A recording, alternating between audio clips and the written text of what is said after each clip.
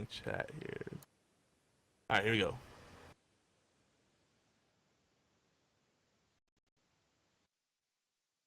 You are listening to an All Games Radio Network broadcast of AllGames.com. You are listening to an All Games Radio Network broadcast of All Games. Hi, this is Normie from Knuckleballer Radio and Zombie Cast, and you're listening to one of my favorite shows on the Geeky Antics Network. Don't forget to check out the rest of the gang over at geekyantics.net. Warning, there might be rants and food ahead and possibly inappropriate behavior. Don't tell anybody though.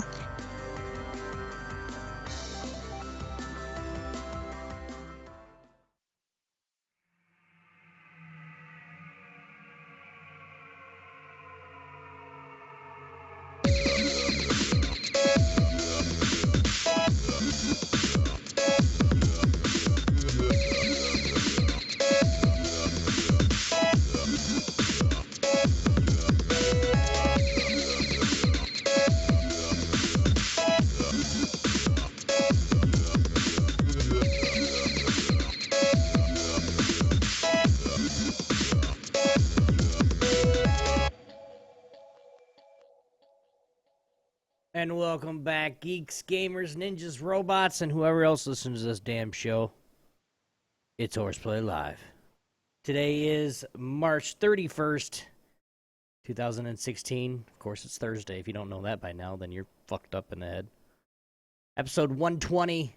Returning to MOBAs once again. Oh, frick. And a Division Week 3 report. MOBAs.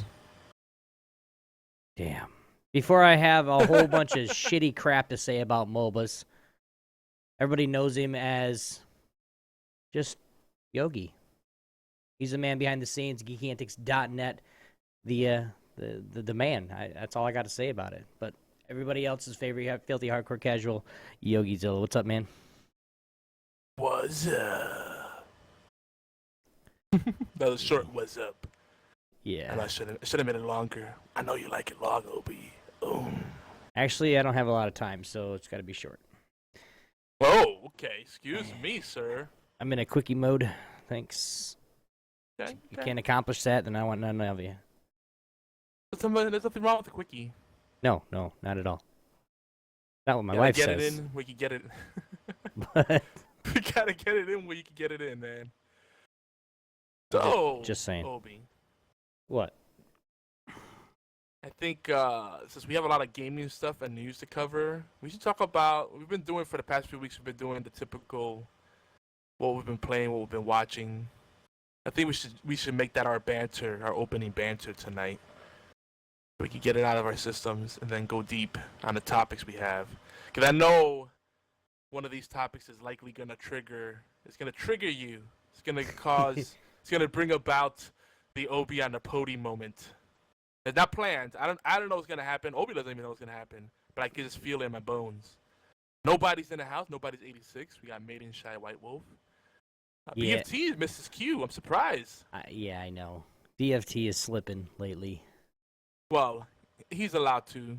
BFT is always like the first to come in here. He shows up earlier than we do sometimes. Yeah, that's true. But I wanted to talk about some movies because I'm not caught up on TV. There's a lot of great TV out there. The only thing I've caught up on. I don't is have The anything Walking to talk Dead. about. You can still talk about TV, but I'm gonna talk about movies. I know you have a few movies. Well, I know you've seen some of these movies, not all of them. First one I'm gonna bring up is The Fifth Wave. Have you heard of it? Nope, don't care. Now, nobody's will appreciate this because we had a conversation about young starlets that have become legal. So now we don't feel so bad about thinking they're cute. True that. You know, we were talking about Ariel Winter, and now the other one is that people. So she has kind of a unique look. She's actually a Georgia-born model and actress. Well, my son watches the Disney Channel, like the Disney Junior and the Disney Channel. God, So yeah. like that's all I see is That's these jailbait really city. really cute young movie stars that they're doing their thing. And then you think in the back of your mind like, how old are they? And then you find out actually Yeah. they're actually over 18 and you're like, really? And they're still doing that show? Yeah, it doesn't make any sense. Even Disney Channel, which is family friendly, they have stuff. They do stuff. They put those actresses in positions that I can just imagine that.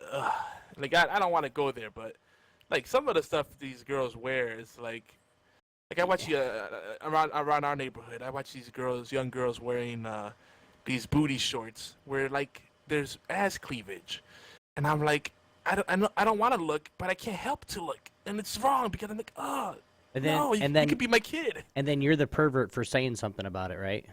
Yeah, You need to go put some exactly. damn clothes on, girl. What you looking at, pervert? Yeah, it's like, where's the rest of your outfit? Like, don't Like go out like that. you cut off half of your shorts. Nope, Yeah, these where? are how these were made. Well, they're too small for you. Yeah, exactly. It's like they buy. It's like the trend now. It's just like Especially here down It's just south. like massively obese women that wear fucking yoga pants. Dude, and it's like always 2 or 3 sizes smaller than I it should said be. now everybody. I said massively. I didn't say big girls. Yeah, People 'cause wear there's a big whatever they want. difference. There's a big difference between thick, full figured, and whoa. No, you got to say it right. Damn. Yeah, I was Okay. gonna say damn, but that's someone else's bit. I'll take it. Thank you, Gabriel Iglesias. You're the man. Damn. Shout outs. That was But- his line, guys, not mine. But my build, what I was leading up to was Chloe Grace. I believe her last name is pronounced Murray.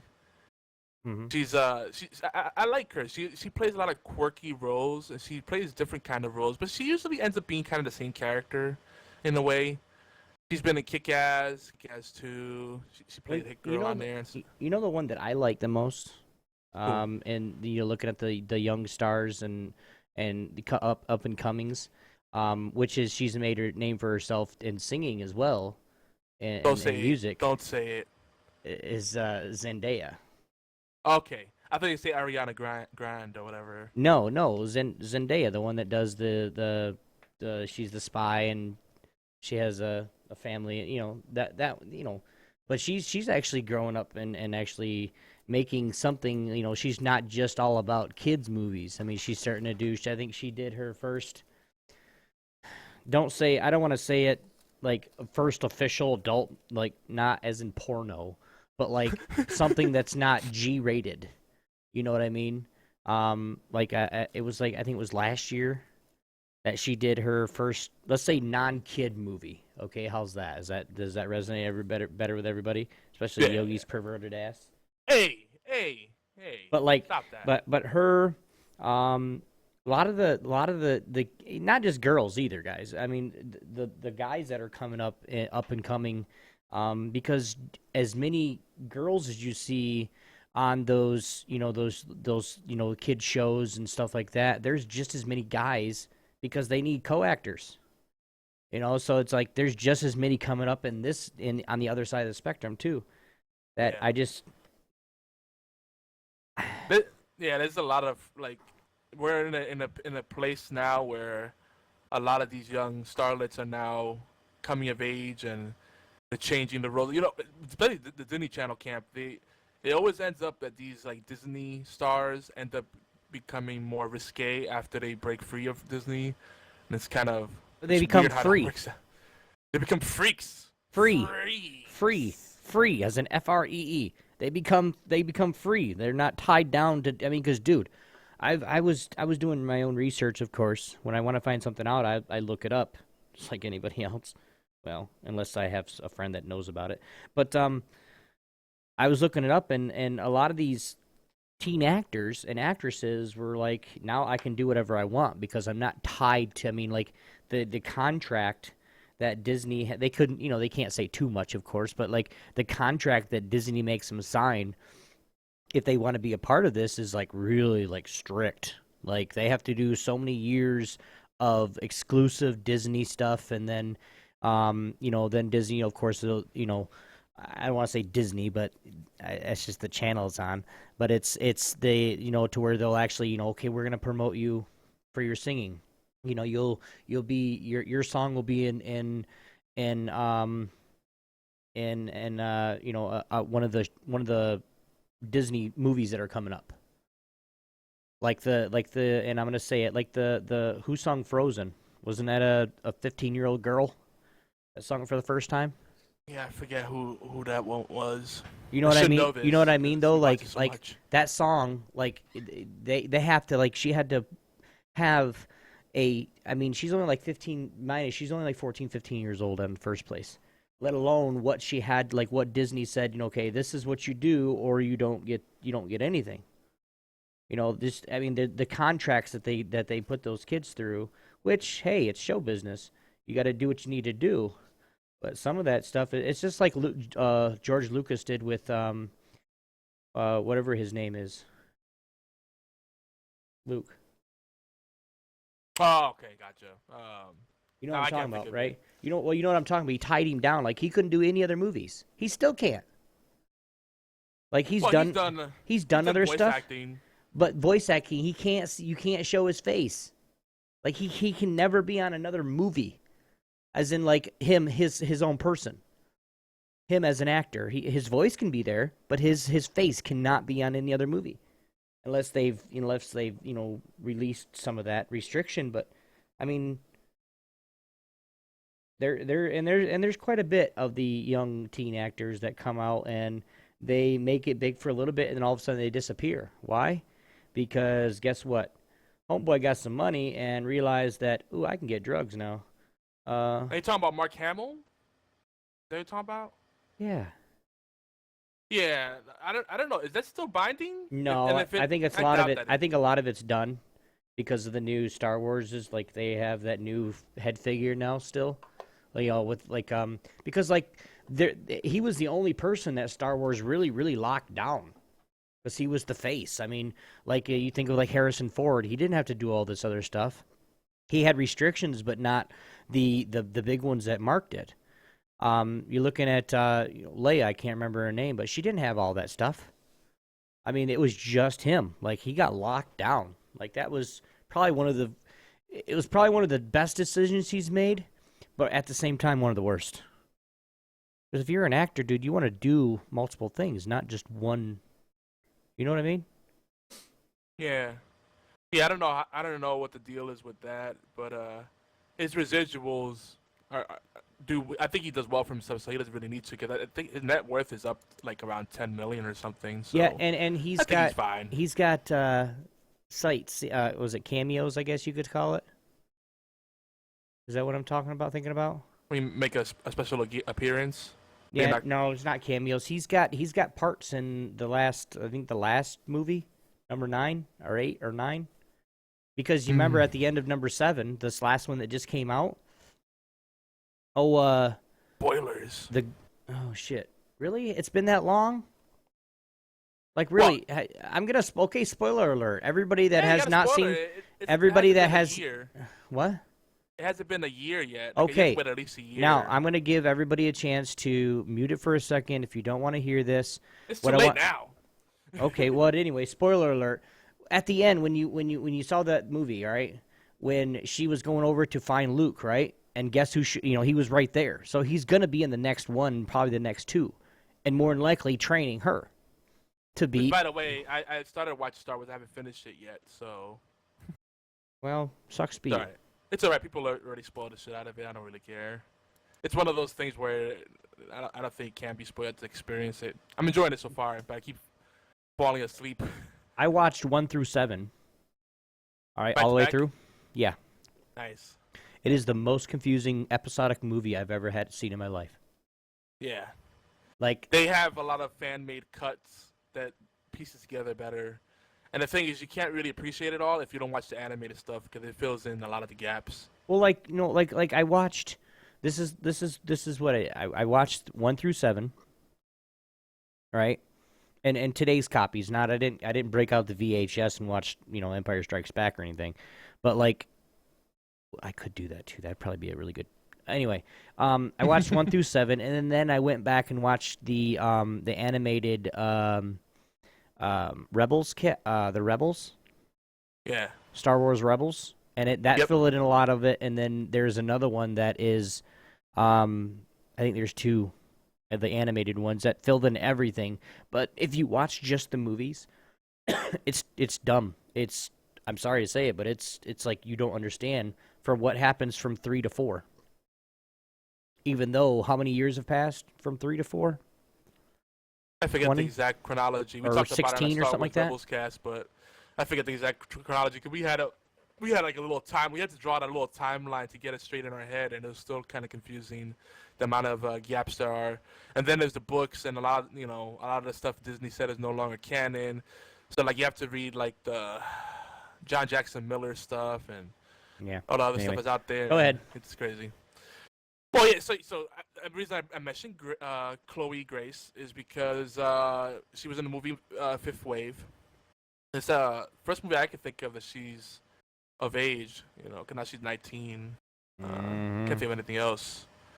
But anyway, I saw can't her. you think of anything else? And perv. She was in that movie also, Let Me In, which is okay. There's a bunch of other stuff, but Kick-Ass I think is what most people know her from. But Fifth Wave is pretty cool.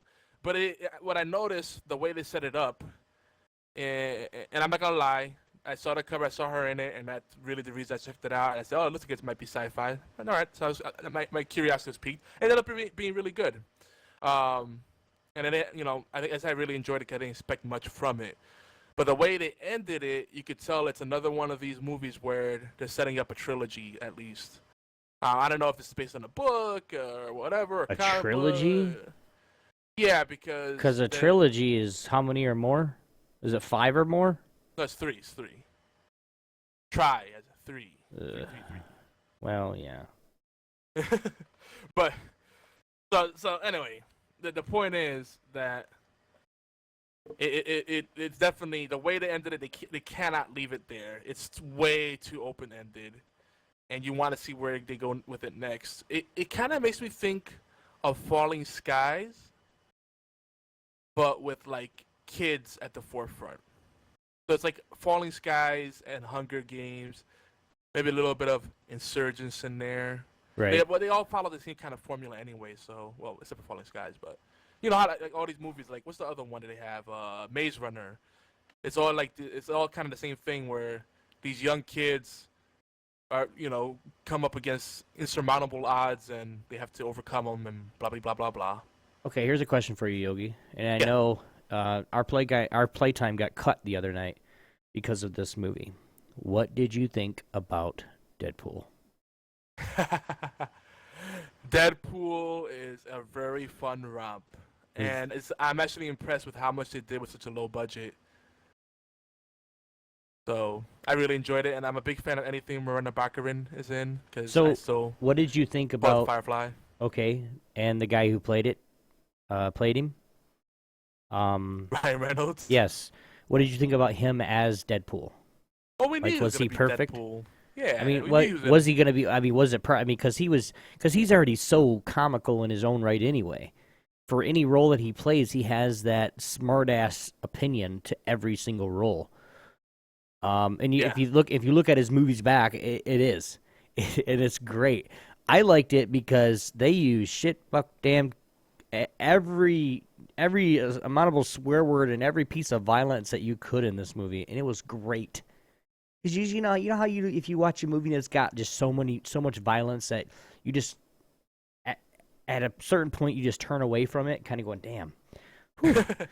Yeah. That's a lot of slight throat slicing, but it wasn't. Yeah, it was like him just doing overdone. acrobatic tricks, slow motion sometimes, him talking, I gotta pick up my dry cleaning. Oh, and then go back to fighting and shooting people and doing some crazy shit, It was. I thought it was great.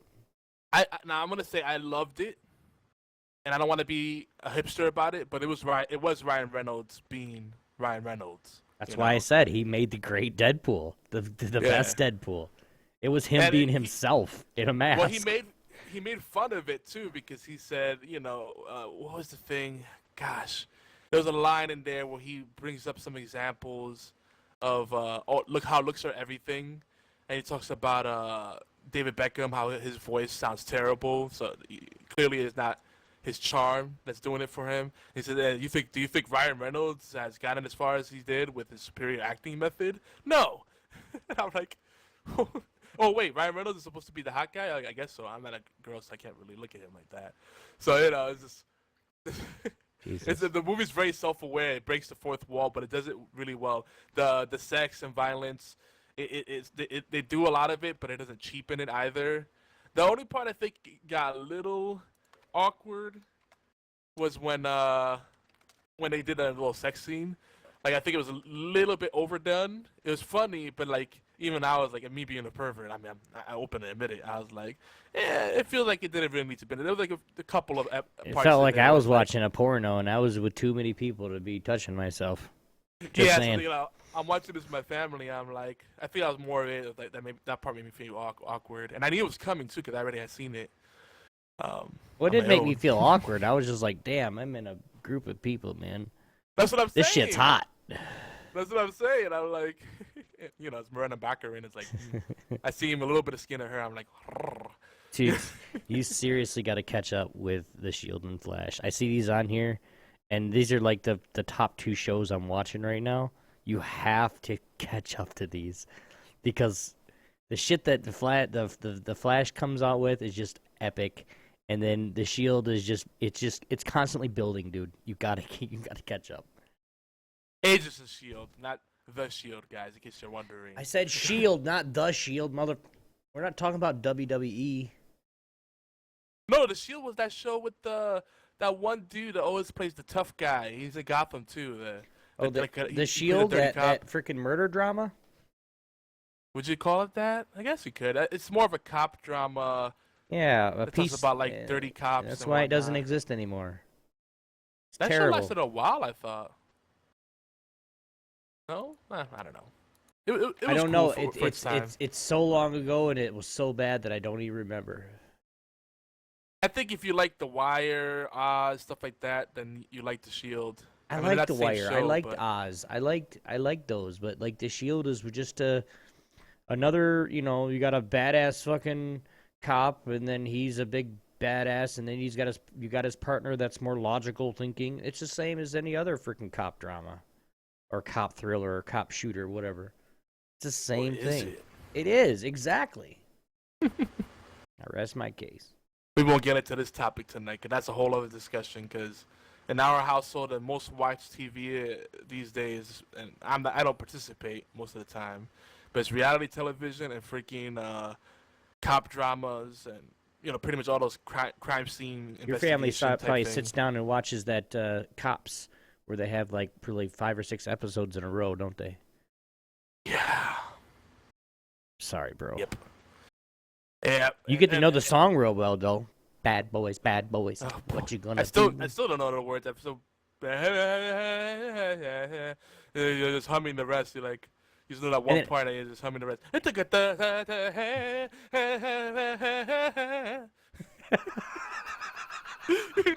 what everybody ends up doing. Oh my god. Bad boys, bad boys. That's all they know. You still don't know the words to that? Dude, it's barely. You have to be like Jamaican man. And like, No, you. Okay. It's like if you listen to some classic rock and like the guy, like the singer is like mumbling words. You're like, what is he saying? Remember like the whole Wilson Phillips thing? Remember that whole thing where people thought they were saying, "I'm your penis." Remember that? Well, oh yeah, okay. It was saying "I'm your Venus," but the way they were singing it was kind of mumbled. It was bad sound engineer at the time, so everybody thought it was saying "I'm your penis." They're like, "What?" And everybody was double taking, was playing on the radio like, "I'm your penis, what? I'm your desire, what?" Anyway, it's for your information. I'm gonna help you out just because you're my friend. Okay. The words are: nobody now give you no break. Police now give you no break. Not soldier man give you no break. Not even an Idran now give you no break. Hey, hey, bad boys, bad boys. It's the words are totally don't even sound like anything I just said. Yes. They don't. But it's just it's that reggae flavor where it's English but not really. Bad grammar and this is the way this delivery is like. What? Sure, it's catchy. Yeah. Anyway, enough rambling. We got a lot to talk about. Yeah. Take us to the next steps, Obi. Walk us through the next steps. I don't wanna. Why not? You can do it. Look, in case you were wondering, folks, our opening theme is Jet Lag Dubstep, which is brought to you royalty-free by TechnoX. That's Techno with a K. Make sure you give him a visit over at technox.com. And, yeah, they got lots of awesome music. If you're in the habit of creating content and you need music, background music, intro music, loops, outro music, and you're too lazy to compose something yourself, check them out. Worth a look-see.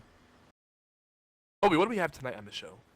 In the obligatory news, guys, we're going to cover some tech and gaming news, plus 2 losses. You'll find out about it. I don't even know about it. It's okay.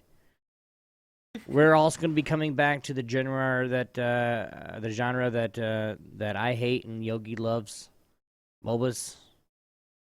I really don't hate MOBAs. I'm just sick of them right now. We'll also continue to report on a division, week 3 experiences, or our week 2 experiences leading you're up right, into. You're right. You were right. I was wrong. But we're going to let you guys know what's going on, what's to come, what we're going to be doing here. I believe tomorrow there's a new update, and yeah, we'll get into that in a minute. But guys, no, it's not tomorrow. It's not. Is it not? Is it the 3rd? No, we'll discuss it. We'll discuss it. Coming up. It's coming up. I'm glad you brought it up because I know everybody's aching. I fucking quit. By the way, guys, if you're new to the show, welcome to our shit show party. Woo! HorsePlay Live is where geeks come to play, and Yogi gets in trouble. Yep. We're a flagship talk radio show for Geek Antics Network in collaboration with allgames.com. Our show covers all the aspects of geek culture with a special focus on indie and strategy games, technologies, rants,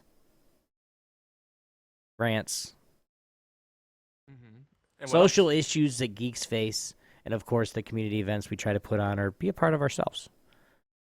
Rants. I'm just going to keep saying rants. Yes, we rant. Rants. So Sometimes we even rant retro gaming and rant food. Why? Just because ranting. Why rant? Because rant. Because. That's ranty. Yeah. We're just ranting. Rant. Whatever. Tell them a little bit more about HorsePlay. So, folks, we're live and uncut, and we're a late-night show, so crazy things can and will happen. We may say something offensive. We may fart on air. I don't know.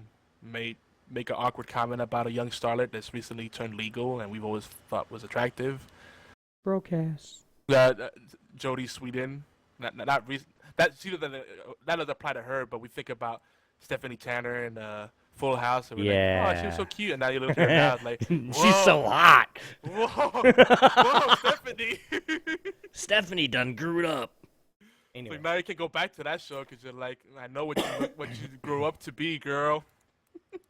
Even when she's in the episodes with no 2 front teeth, girl, you are hot. Yo, just wait. I'll holler at you in 15 years, girl. You know what I'm saying? Yeah. Oh my God, we're going to hell. Anyway.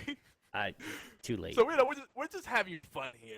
This is our show. This is mainly Obi and my outlet, and everybody's outlet is part of the gang, part of the Geeky Network. Whether you're an independent contributor, part of the core team, part of our stream team, a podcast guest, or someone that just calls in just to join the discussion, or maybe you're in the chat. You're all part of this, and we hope that you have fun and encourage others to have fun. Bring your friends, invite your friends. Let them know, there's some shenanigans. It gets a little crazy. If you want to just let loose with people that don't take themselves too seriously, but are serious about their passions, their creative pursuits, and their hobbies, and all that good stuff in between, all that geeky stuff, then HorsePlay Live is where they should be. And just, enjoy the shenanigans, man. That's what we do. And really, if we say something that you think offends you, just get over it, dude. Seriously. Mm-hmm. But this is a show that we just speak our mind, we have fun with. And if you're the first person now after 120 episodes that have an issue with what we say, you're late. Yogi, you know what? I just realized something. What? We both have 2 podcasts, right? You know, if we count Horseplay Live, right? That we. Well, I have more than that. But... Well, you know what I mean. So every time we do a podcast, we're on the same day. Oh yeah, on our 2 main podcasts. Yep. Because we share Fatal on Saturday. Fatal's got double duty. Oh yeah. And of course, this Saturday, Time Whammy Tea Time, NSFW. Sorry, I went off. And now it's time for the obligatory news and rants. Ding. So, folks, we missed some big news last week. So we're gonna tackle some of the things that we may have missed or you may have missed. First, some sad news, and I think I might hit it out of order. Yeah, here we go. We'll start off with the bad news first, and then we'll go up from there. But Fife Dog from A Tribe Called Quest passed away at age 45 due to complications related to diabetes. It's tragic. It's kind of a wake-up call because I know a lot of folks are affected by diabetes and serious thing. One of our big community members, Ann Mill, she struggles with that. I know a bunch of other people do too. She's very open about it. I think it's important, if you're dealing with any kind of issues, whether it's diabetes, sleep apnea, or anything like that, talk about it with your friends because they may not even know they have it, and you discussing your symptoms, they may be able to get ahead of it, But what's that? Sorry, the one thing that drives me crazy about that is my dad's got diabetes too. So, and he's a guy, and I'm sure you know some of these people, Yogi, that will go off and go, "Oh, ain't nothing wrong with me. I need to rub some dirt on it and drink a shot." Right? Yeah. Guys, gals, think about it. It's your life. It's not serious, but it can be. So take care of yourself. You gotta get checked out. It only takes, literally, if you think about it, it only takes a few bucks to get yourself checked out. Get it checked out. Five actually had a liver transplant a while back. I think he was taking care of himself, but then he had complications that were compounded. Yeah, but we kind of rolled into everybody else. Kind of it is serious. Yeah, so, definitely. You get that chance to just check your sugar. When you go to the doctor's office now, I can't think of one person that has had a checkup recently and they didn't look at their sugar. I think it's a part of the testing now. So. Yeah, I think it's part of the standard panel they do. And just because you have diabetes, don't mean you're some dude with leprosy or some shit. So don't think that. Yeah, it's a lot more common than people would think. Especially type 1. Yeah, and it's scary, but it's manageable. So, but to me, what's sad about it too is that I like all kinds of music. There are some types of music that I tend to lean towards more, especially these days, more rock and anything electronic, and all the subgenres underneath that, dubstep, techno, trance, whatever. But I used to be really big, living in New York City. It was kind of hard not to be into hip hop, rap, or what you want to call it. Some people say they're 2 different genres, whatever. And today's rap, today's hip hop is crap, if you ask me. But I would say the 2 greatest albums ever made, arguably, were the Tribe Called Quest's Low End Theory and Dr. Dre's The Chronic. So now we lost one of the iconic people of rap, and it's sad. It's a loss of great talent. And I was also kind of secretly hoping the Tribe Called Quest would magically reunite and get over their differences, but I guess it's not happening now because he was a key member. Right. Now another person we lost recently is Gary Shandling. Now, I'm not a huge fan of him. I did watch the Larry Sanders Show, and that's kind of what he's known for, and it was okay. His kind of humor is kind of, it's all right. But, a lot of people don't know, besides that show in the 90s, that was kind of a big hit, actually. It was critically acclaimed. He was also involved with, classic comedies, like Welcome Back, Kotter, we're going to age ourselves here, and Sanford and Son. Oh, God, thanks, Yoke. Those I like. I dig those. What part of Sanford and Son do you like the most? I tell you what, I end up whistling a lot of old songs in the jingles. One of the ones I always I do da da da da da da da da da da da da. I do that one a lot, and I do You know, Andy I don't Griffin, know, huh? the Griffin Show, or Andy Griffin. Yeah. Yeah. No, What Sanford and was Son with what was the Sanford me, Son theme and I'm song? not racist. I'm not prejudiced. I'm not anything. I loved it when he went off on people. You listen Yeah, here. You listen here, son. that dude was a tough old man. I tell Oh you, I love yeah, him. Dad, you gotta calm down. You listen here. They gonna kill me. I'm coming, Dad. I'm coming. He always made me think of a combination of my grandmother and my mom, just like real hard ass. It's funny too. Like anything from like the '70s, it feels like was like very racist, This but is it the was one. okay. Yeah. Like All in the Family, Hmm. that shit was racist as hell. But look at when it was. I mean, it wasn't really. It was one of those. And hear me out. Don't freaking blow me up, anybody. But it was one of those laws where in the 60s and 70s, it was really hardcore demonstrated, blah, blah, blah. And then you had the 80s and 90s where really nobody really gave a fuck, you know? And then now, past the millennium, now it's all starting to get back to where it's all race related. Like, who cares? Yeah, everybody's become very like overly sensitive. Like, I've been hearing things lately, in videos and specials that I watch, because I'm not really a huge hip hop kind of guy. It doesn't really, the beats, and it really doesn't resonate with me. I'm more of a rocker type. But I watched a show, and you guys know it's The Empire. And the reason that I listen to it now is because it actually, I mean, if you can actually understand what they're saying, it actually tells a really good story. A lot of times when I don't understand it is when they're going 90 miles an hour, going brrrr, and spitting out 500 words in 2 seconds. Hey, I'm getting it, but it's one of those things where I don't know. Did laps in my head already. Not here, you know. No, like that's the thing. That's why I say today's hip hop is nothing like it used to be. Because before, I used to really tell stories. Like you understood the struggle people were going through, and you got to appreciate people of different backgrounds. And it kind of blurred the barriers between different races, and I think that was important. Now it's all about sex and violence. I feel like it's just glorifying that, and everybody's saying the same thing. Yo, I got these fly sneakers. I got this fly car. Blah blah blah blah blah. Hoes and bitches. And then on top of that, they're not even flowing. They mumble half of this shit. It's like they're not even rapping anymore. It's just like they're just talking and it's talking shit. It's like, ugh, stop it. I And like a lot everybody of the raps. I like a lot of the old school stuff anyway.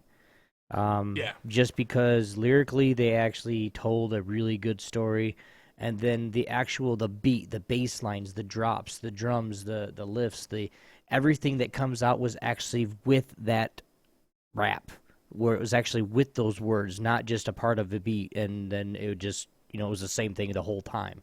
Like they would have when they were talking, and I was listening to it to some today, something like Tupac and Biggie and their stuff, when they wanted to make a thing to where they were going to shoot, they actually had gunshots in the background, man, bam, bam, bam. That kind of thing is what I like the most about it, just because it was that old school type. It was that old school back in the day. It was good music. Now it's just kind of, let's see how many words we can say in 5 minutes, and yeah, people like it just because of the name. Yeah, it's so materialistic, superficial. I can't get down with it. It's just garbage. It's just encouraging more of the bullshit that people already do, making us consumer whores and selfish bastards. Fuck that. Right. That kind of stuff can eat a dick. Anyway. Mm-hmm. Anyway, Battleborn, game that we haven't talked about as much lately, but it qualifies as a MOBA. That Gearbox will tell you otherwise, but it's a MOBA. It has an open beta slated for April 14th, if I'm not mistaken, on PC for PC and Xbox One players. And actually, it's earlier access for PS4. I think they get it a day or two earlier. PS4 also finally got Smite, and April 12th is when the Division gets the 1.1 update, and we'll talk more on that later. Also, Bungie is going to be selling full armor sets now on Destiny for in-game currency and real monies. And if BFT was here, I kind of put this in here for him. Destiny failed. Destiny fail sauce. Because I know he posted this on Facebook and he was like, well, if this is true, this is the final nail on their coffin. They keep devaluing everything they put out in that game. So what can you do? That's Destiny for you. And the thing is, now the thing that they should have probably done with the Taken King to revitalize the community, that now they're doing it with the next expansion. Supposedly the next expansion will be free. That's right, real monies, not Panda. Real monies. Hey, did you hear about a game that you advocate a lot? Like, yeah, Orcs Must Die Unchained is free on Steam. I was gonna get to that in the Deals for Cheap Bastards, but yeah. My bad. We might as well talk about it now. Deals for Cheap Bastards. Oh, get over yourself, man. Gems on sale on Smite. And if you like the free-to-play stuff, Orcs Must Die Unchained is now open beta. It's been on open beta for a couple of days now. And I've already seen a bunch of people put tons of time in. If you like Orcs Must Die, imagine Orcs Must Die with bigger teams and with PvE and PvP. Choose one or the other. So it's pretty cool. They did a good job with it. So far, I'm enjoying it. Fire with Fire is out on Steam in early access, and that's free to play as well. Check that out. You can't beat, as far as the deal, free. Can't beat that. Cola. Free cola.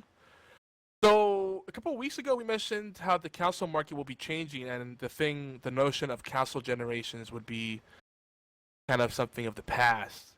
Now more rumors, more talks have come up, and word has it that the iterative hardware is what's gonna be the thing. They're gonna basically re-release the current gen consoles with better hardware. Now, this isn't really news because it's been done already. The Xbox 360, for example, has had, 5 different processors, the Xenon, Zephyr, and I forget some other ones. Yeah, Sony started it with PS2 when the PS2 got competitively better before the 3 came out. Yeah, that's true. That's true too. And we're not talking about just an aesthetic change, but or like small thing like storage. We're talking about processing power, graphics cards, stuff like that. Well, with the PS2, everything changed because if you remember, it was that black box. It was like a black box, and then on the front it had little ripples, and it was like just this big console. And then they went to something that was smaller than almost a CD case. Yeah. Which I still like the bigger one. Personally. I do too. But a smaller one, from what I recall, ended up having issues with overheating and like dust messing it up. If you have pets, forget about it. So basically, what people are speculating is that and basically, the reason they're speculating, for example, is Sony announced that they're going to be supporting 4K content on their streaming service. So people are like, will this also apply to video games? So, and then the prices of 4K TVs have come down. So everybody's like, the market's kind of moving that direction. Here's the thing, though. In order for the PS4 and Xbox One to fully support 4K, they'd have to significantly increase the price. It'd have to be between $800 to $1,000 per unit. And who's going to pay that? For that, you could build a really nice gaming computer if you're smart. You wait for sales, you could buy a really nice gaming computer for that price. Unless you're crazy and you have to have everything bleeding edge. That's what I got. Yeah. So that already kind of defeats the purpose of having a console, I would say, which is making a more attractive buy-in price. Now, maybe they'll eat the cost, possibly. I know Microsoft could afford to do that. I don't know Sony. I don't think can really do that, even though they're leading, so to speak, right now. So I'm thinking it might just be simply upscaling, or they might have some kind of magic where it's 4K but not really. Maybe some resolution between 1080p and 4K. So we'll see. I think it's a cool idea, but it begs the question: why don't they just, if they're gonna do this, they might as well just release something that's, if they're gonna make the price, especially if the price is gonna go up significantly. Like, for this to work, they'd have to push for trade-in programs, right? and they will need to lower the price of the current models significantly, maybe $50, $100, right? Well, just throwing numbers out. And then they'd have to make it modular so that they release it. Oh, that's really expensive. Like even $600, people are thinking about it, And I think it's going to be more $700 plus. That's already a huge investment. And if you already have a system, it's like, well, do I need to do this? Here's the thing: they're not gonna make it a forced upgrade because it'd be stupid. They're still in the middle of a cycle. This generation of consoles is finally really gaining traction right now this year, I would say. Well, it started to last year, but it's really gaining traction now, right? So releasing new hardware, even if they do it at the end of the year, they'd have to really make a compelling reason, but at the same time not screw over the people that joined late. So I think it'd be something where every game will be supported, or at least that's what I would hope. Every game will be supported, but if you have the better console, it'll up-res, it'll have better effects, it'll perform better, higher frame rate, all that kind of stuff. That'd be the smart thing to do. So, can you imagine, they're talking about this over in the B Team, which the B Team podcast, definitely recommend you guys listen to them because they went deep on this topic, and we're not going to really go that deep. But they really went they did a round table on it, and it's interesting because imagine parents with confused, like parents that don't game, they're gonna go into a store and talk to these retail people that have no idea. They don't know their ads from their face, They don't know whether they're coming or going half the time. They're just there. They're just trying to collect a paycheck. To be honest, they barely know their products. Half the time you ask them a question, they just read what's on the sticker. It's like, yeah, this has blah blah blah and blah blah blah. It's like, I just read that. Why are you reading the sticker? So, parents are gonna go into these stores, buy something, or someone might buy, or maybe a girlfriend or boyfriend's gonna buy a gift for their significant other, and they don't know anything about it. So say, yeah, I want the PS4. Well, which one do you want?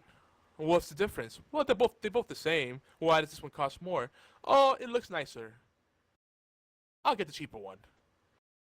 But if the reality is, well, the older one won't play all of today's games. That's the problem. Now, if it won't play, if it'll be backwards and forwards compatible, no problem. It'll just be like, well, if you want to get the best experience, you want to spend the extra $50 or $100. I'm being wishful here. It's probably more than that. And then you'll get the full resolution, better performance.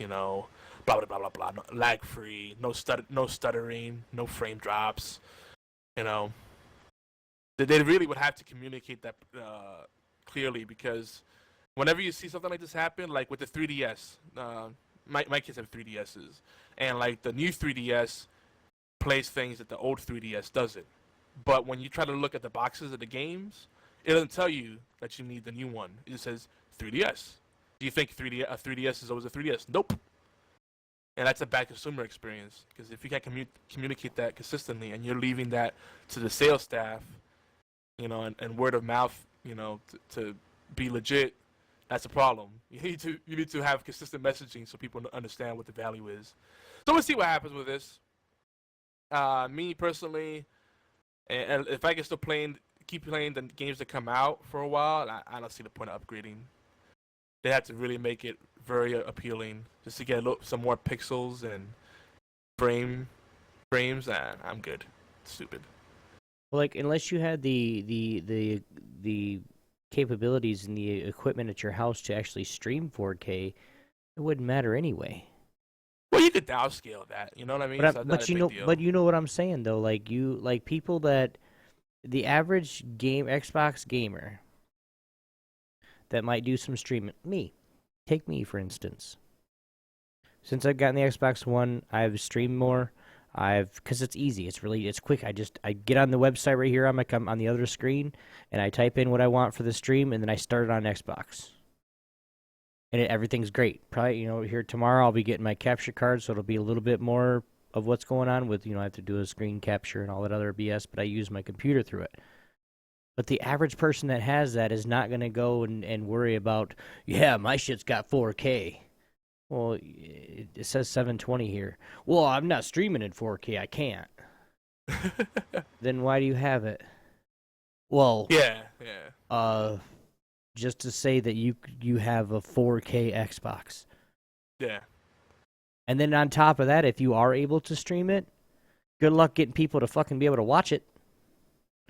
Most of the people right now that watch your streams for Xbox and stuff can't even watch a 1080 stream.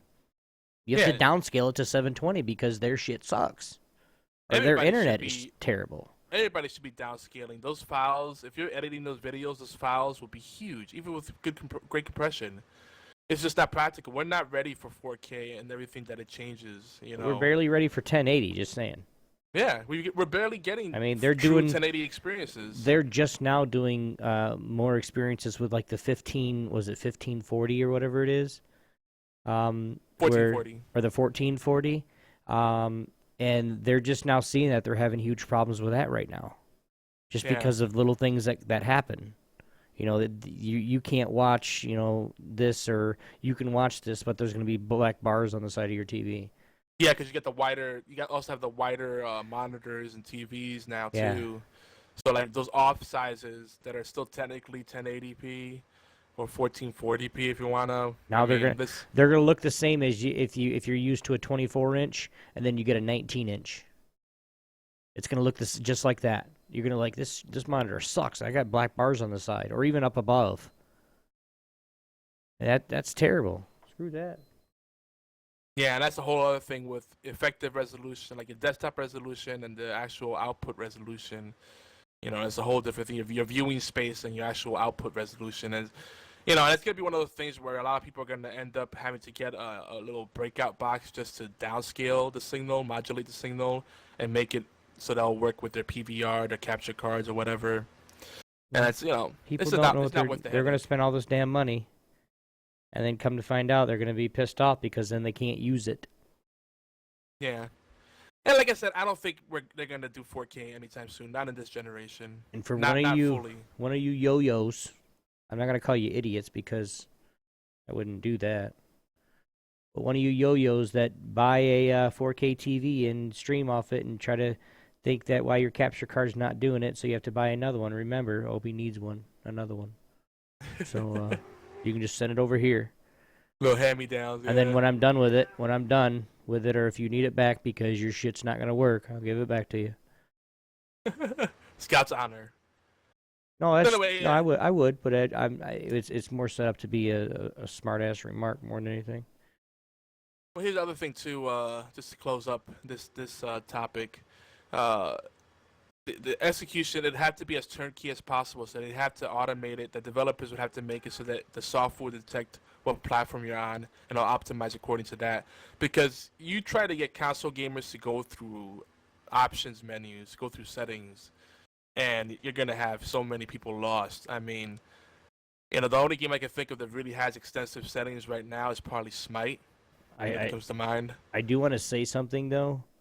At the same time, me knowing to be able to check my settings and see what I have, I even get lost in there sometimes.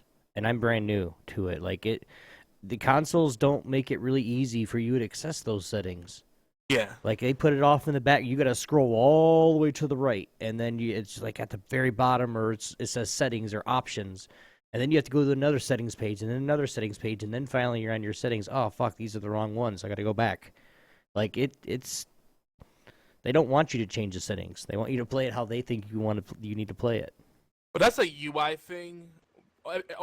You get all these graphic designers that are like, this looks sexy. Look at the way everything tiles together, and look at this tile is a slide. This tile is a slider, and this is a big square, and then there's 3 little squares, and then there's a rectangle and a rectangle there, for the and man, all next together. For the man or woman that thought of that, I want to punch you in the face. Well, think about all the games that use it. Madden does it. NHL 16s does it. All games we're playing. Smite does it. They all have this stupid tile nesting thing, and it looks cool. But as far as like the user experience, it's shit because you have to like navigate all this crap to get to places. Like, I miss like when it was simply just tabs. You tab over, or just a simple menu system. The 360 up and down. has the tabs. Yeah, well, it did before they did the update. Yeah, the tabs was great. Remember the blade system when you go? Each screen was a blade. Well, my 360 hasn't been plugged into the internet for the last few years. So wait, you still have the blades? I still have the blades. Dude, that's awesome. That's what my son plays, man. You should screenshot that shit. Like, somehow with the phone or something. All That's right. pretty epic. Well, let's wrap up the news here. Some tech stuff. Yahoo is rumored. People are saying that they might be selling. They might be selling off the company. If you don't know, Yahoo has been selling off, has been buying a bunch of companies. They've done a series of acquisitions. One of them was Tumblr. They've had a bunch of other ones, and it hasn't turned the company around. Unlike AOL, which is doing pretty well right now as a media outlet. I'm surprised because Yahoo has a lot of powerful things going for it. Fantasy All sports. right. Nobody's. Oh, bye, Robbie. So it just boggles my mind. But this is what's funny. Like, here's a company that's not profitable for some weird reason. I don't know how. If I had the resources Yahoo has, I'd be able to do so much with it. But it's like they can't find a way to make it profitable. I don't get it. But whatever. It boggles my mind. But you have these companies that are failing, but they can sell it off for millions, if not billions of dollars, and it's crazy. Like, it's like buying a broken car for full price for the potential that it could be a good car. This is what happens all the time. The business world is just a weird place. So we'll see what happens with that. It's kind of a shame because I always liked Yahoo as an alternative, and Yahoo has always had like really interesting services. I like the little games area they have, and they have pretty good news feeds, and they used to have a lot of neat things for like bloggers and podcasters. Like Yahoo Pipes was something they had, something that we use a lot, and they shut that down. And we've had to like develop our own software to do what Yahoo Pipes was doing, and that's been a pain in the butt. Because basically, when I say we, it means me. It's been an ongoing struggle to overcome that. Yahoo, you break my heart. Last but not least.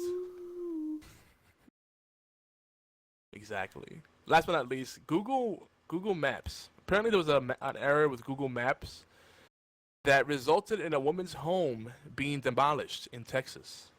Yeah, I So heard about apparently, that. two houses on the same block. They were in a tornado zone, but some inspectors went out to see which houses needed to be demolished, which ones were safe to live in. Her house got the pass. She was good to go. The demolition company came in, and Google Maps reported that the house was on another street.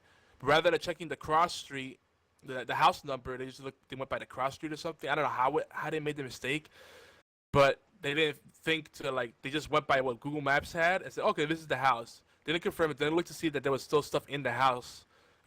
Someone was clearly still living in there, demolished it and destroyed the poor woman's stuff. And I mean, wow.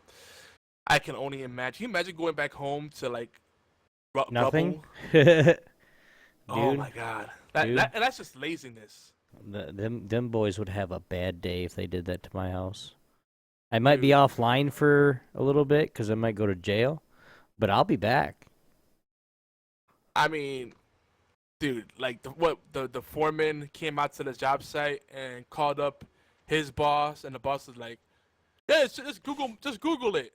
Yeah, it says it's this house here. I'm not sure if it's it. Yeah, that should be it. Let's go. Just go ahead and how can you be so willy-nilly about it? I just don't get it.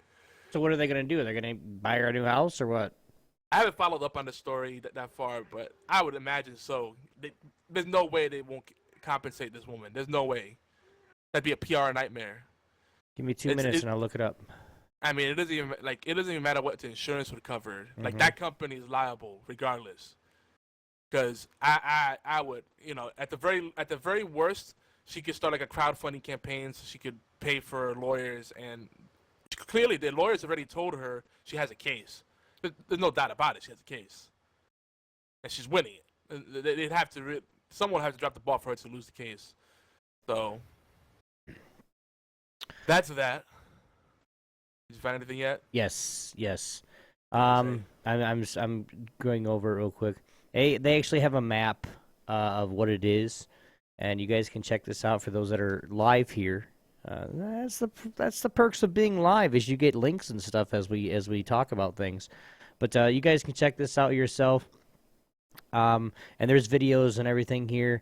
It doesn't say of anything that's gonna happen. They basically the Google map stuff, because it's all satellite now, or satellite, so it missed some pass or loop around the block. It's something not around the block. I'm reading that, but some loop on the camera with Google missed or it lapsed or something like that, to where it actually thought her street was actually 2 streets over. Yeah. And the Something thing like about that. it I'd have is, to read it fully and watch the Google. videos and everything, but Now, people are saying it's Google Maps' fault, but that's really serious tech. They have the Google car that goes around and takes panoramic shots of everything to create the Google Earth data and create the ground level view. They have the satellite views, and they also use some other shit to like triangulate and do terraforming and all this stuff. And it's crazy. It's not a Google Maps issue. Google should not be held liable because this company is lazy. You can't no, just the go by company that. should be liable for it. Yeah. No, definitely. That should be company. If you have a company like that and that you demolish house for Google, or not for Google, or for the city or the whatever, whoever hired them, that should be loss of jobs, plus the business should be getting sued for millions. Yeah, absolutely. That's a situation where I say absolutely, not like a McDonald's hot coffee lawsuit. Anyway. So, some quick shout outs. We got to keep things moving along. I know we're already over an hour in, more or less. Yeah, we're about an hour in. Actually, I think exactly on the dot. But if you want to check out all our awesome peoples, our peeps, yo, there's sponsors, stream team members, other podcasts on our network, go over to geekyants.net/sponsors or geekyants.net/podcasts. And, there's other links too, but check out those links in particular. Check out all the awesome people that we love and we support and we wholeheartedly recommend. It excites them, it excites us, it keeps our network going, it keeps their stuff going. Everybody wins, and then you get to find some cool stuff and some good deals. Definitely. Blue says hello. Yeah, I see. Do you want to do that, Blue? Go ahead. You can do the part if you want. No, I don't think she can do it. Pull it off. That's pretty quiet tonight, considering. She actually is. That's the first time I've heard her all night, so it's it's time. Quickie. Oh. I was waiting for Blue to do it, and then I was gonna go quickie, but see if it worked. But yeah. Oh man. So MOBAs. Our general topic here is MOBAs, why we love them and hate them, but we're gonna go off on a bunch of different things regarding to MOBAs. This is kind of a return to, it's funny because when we first started off the show, people thought we were a MOBA podcast, and for a long time, Obi, myself, and some others have toyed around with the idea of making a MOBA podcast.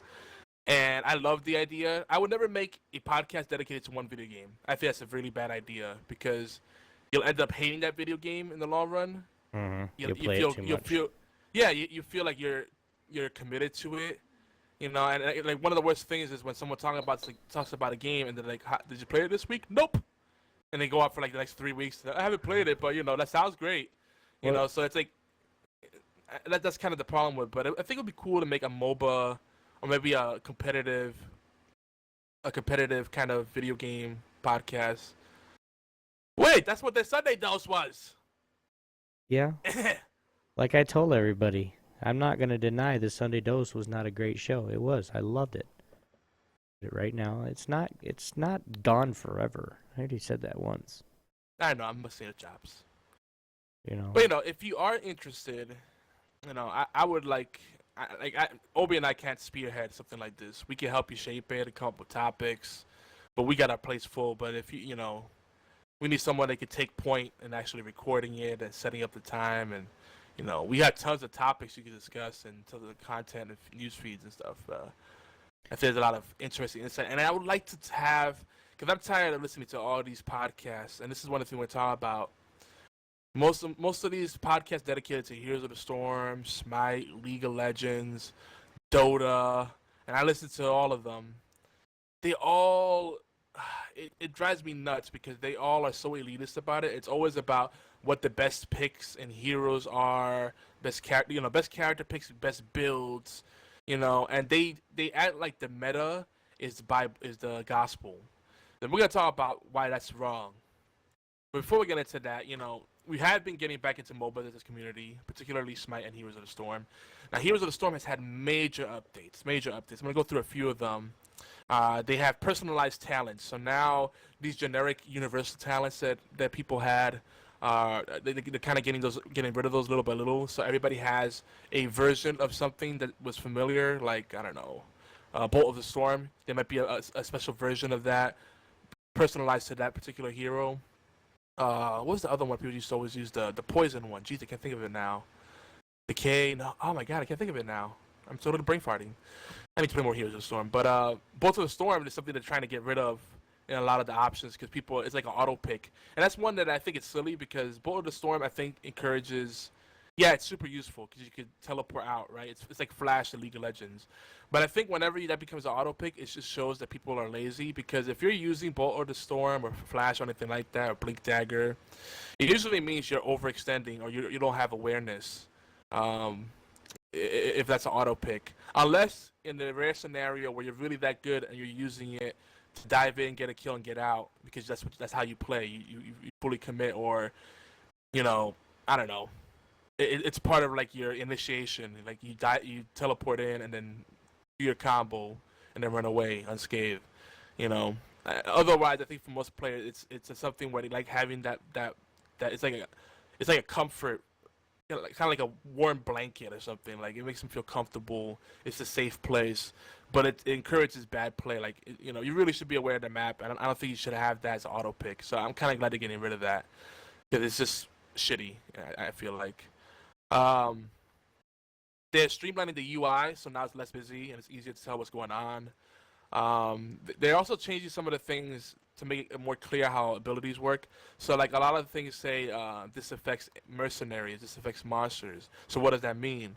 Well, I believe they made it so that monsters means it's all inclusive. Any kind of non-hero targets are considered monsters.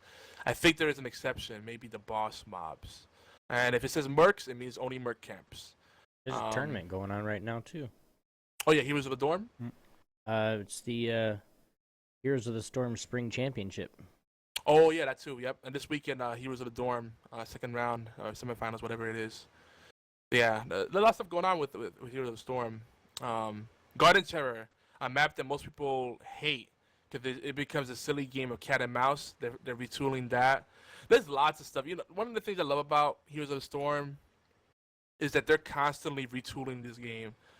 And I don't think League of Legends or even Smite, which I love as well, is as aggressive when it comes to like rebalancing and keeping the meta fresh. So it's really cool how they're constantly changing things, tweaking things, adding more features, enhancing the experience. It's just really awesome. And that leads us to our topic, we've said this before, when it comes to introducing people to MOBAs, it's really hard to recommend League of Legends. And it's a game that a lot of us play and a lot of us go back to every now and then, or if not more often than not. But League of Legends is a shit experience to go into as a new player, especially alone. So we always say Smite or Heroes of the Storm, probably your best entry points. I could throw in Awesome Knots or Air Mech if you consider those MOBAs, but those play very distinctly.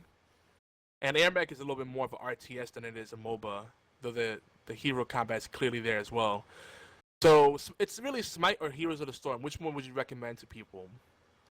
So Obi, really quick, which one would you rather recommend to new players that are hesitant about MOBA? The friend that says, I don't like that MOBA thing. I hear it's really toxic and it doesn't sound like my kind of thing. Which one would you recommend now, in confidence? I'll play along. But you're going to have to give me some information first because there could be both of these games. You could do both of them.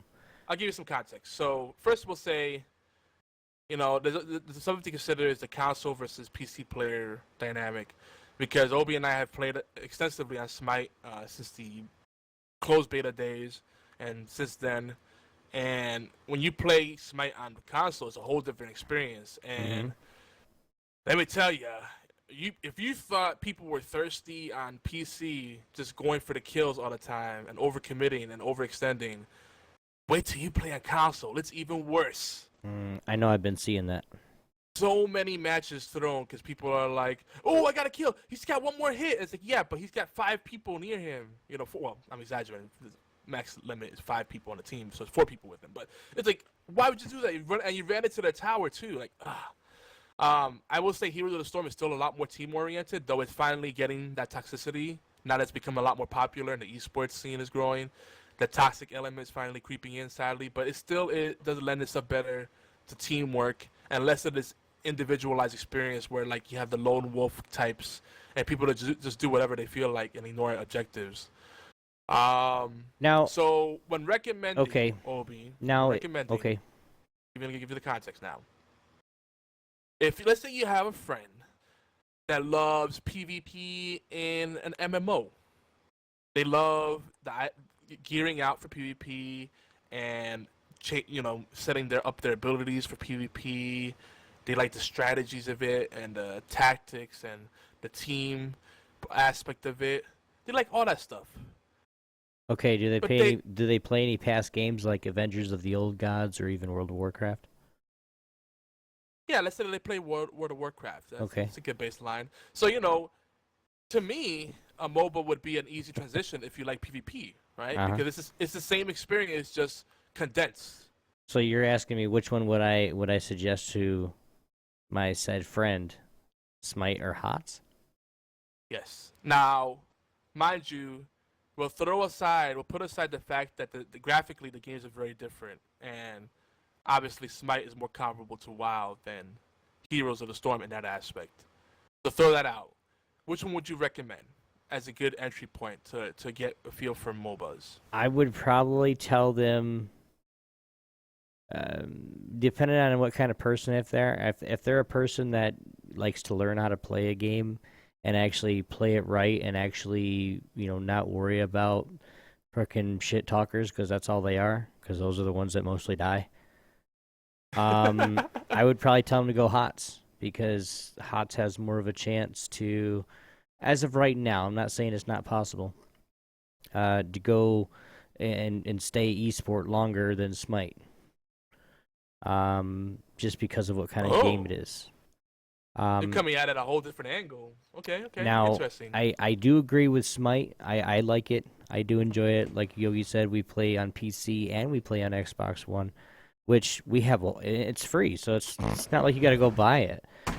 So like, it's to the point where if we get when we get all 5 of our players that are in our call or that are actually we can communicate with, even if we all die miserable deaths, we're actually having fun dying.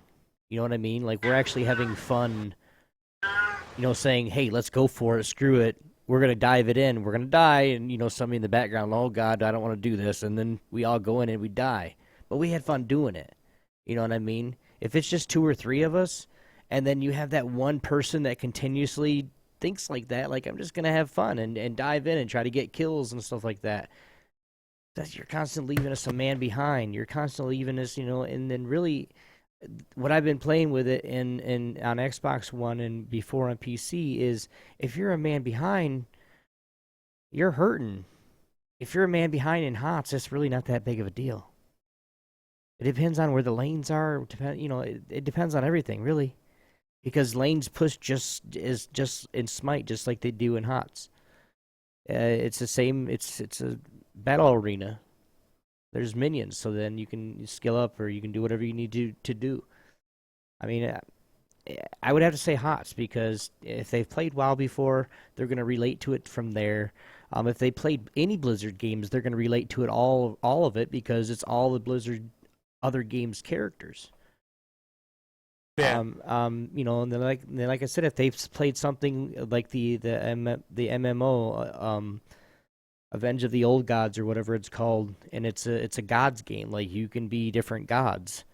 It really didn't get that big. Then they would love this, because they're Zeus again. They're Hades again. They're Cupid again. The fucking death circle. That thing is great. But no, you really can't. You really can't decide. There's a lot of factors that I would have to know. Because if I had never met you, dude, or if I'd known you for a while, and you don't play MOBAs, you don't play on your console, or you're just whatever. Me knowing you now, I would know you would like both, or you would like Smite probably a little bit more than HOTS. Just because I know who you are, I know the things that you like. Now, if I go into something and say I have no idea, for the next person that says something in Twitch chat, you tell them what to play and they'll play it. I can't do that. Try them both. So this is my thing. I actually like Heroes of the Storm more, because it's a game you can play more casually and relax to it. Mm-hmm. Even in ranked, even when I play ranked, I don't feel that pressure of like this has to be the line assignments and these are the talents I have to pick, No, this build I have to use.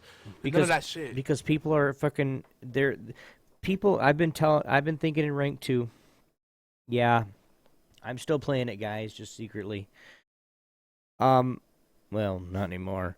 But the people in ranked, they're not as these big assholes that you think. Now, every once in a while, Yogi, you know it. I know it. Whoever plays ranked, even ranked in Heroes, you'll get that one person that just wants to be a dick. Or if he tells you to do something or whatever, he's like, yeah, don't do that. You should, why'd you get this piece? You should be getting the damage piece. Well, I'm a tank. Yeah, but you need to get damage first, and then you get tanky. Like, he just know it all, right? There's always going to be those guys in there anywhere. Yeah, and that's the thing. Like, we were playing with Lane, work kid, and he's a good guy. I like him, but You guys he's go one check of him those out on people- Twitch. Warkid Yeah, Warkid. 1996. He's actually Warkid 1221 on Twitch. He has a different Twitch channel for whatever reason. But yeah, Warkid 1996 on Xbox Live, and he knows his shit. I want that, but like, it's like him don't understand that sometimes you're playing a MOBA, not for keeps. You just want to have fun, and like he was annoying me. I don't know if he was annoying you, but I stood up for you because he was like kind of giving you tips and being a backseat driver and like critiquing your plays. And then he wouldn't let it go, and I'm like, dude, just give it a rest. Like, this is not our first rodeo. We've probably been playing MOBAs for much longer than you have, And it's kind of, that's one of some of the stuff that makes MOBAs less accessible. There's this level of elitism, and there's people that swear there's a right way to play a MOBA, and it's bullshit because the right way to... Go ahead. I'll let you finish the thought. Well, this is the thing. People tend to, like, when they talk about the right way to play a MOBA, but they usually base it off of what esports players are doing. That's the meta. All the meta is what's popular and what's widely accepted, not what's viable. Ultimately, if you're playing a MOBA, if you're not playing structured play, you're playing for fun. Play with what you're comfortable with and what you're best at. Try to work with your team and try to fill in the gaps. But don't try to be a tank just because that's what your team needs. If you're not good at playing a tank, practice that first.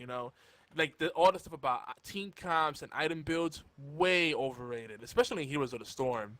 Smite is going more towards a League of Legends style play, which is why I try to avoid conquest and siege modes usually, because the people in there tend to they can't think outside of a box. They think that there's only one way to win and one way to play, and it's stupid.